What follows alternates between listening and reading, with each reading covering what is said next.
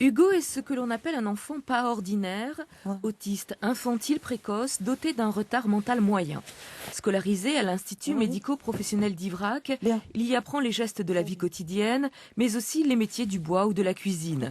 Mais faute de moyens, l'Institut ne dispense pas d'éducation sportive, alors sa maman, il y a 6 ans, a décidé de l'amener tout doucement au tennis.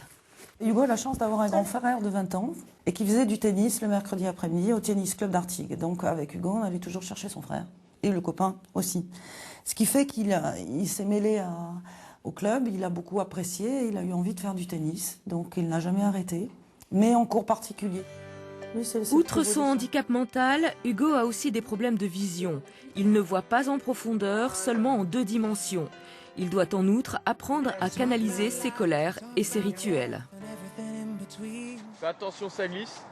Ça l'a aidé beaucoup à la motricité. Et puis c'est un moment où il sort, et c'est son moment à lui. D'accord, combien on fait d'échanges ? 50. Un moment avec lequel il s'est peu à peu familiarisé. Au début, Hugo, gaucher, ne tapait que quelques balles, mais ses progrès physiques seront au fil des années considérables. Le tennis devient aussi pour Hugo le moyen de se retrouver en collectivité, au contact avec des jeunes dits ordinaires. Tout le monde connaît Hugo ici. Ici, c'est presque la petite star ici. Et lui, voilà, leur rend bien. Il dit bonjour à tout le monde. Il a toujours un petit mot sympa à tout le monde et se moque aussi un petit peu de tout le monde. Et voilà, ça lui fait du bien. Généralement, même quand il n'y a pas le moral, il ressort du tennis toujours avec le sourire, quoi. C'est mieux, je m'améliore.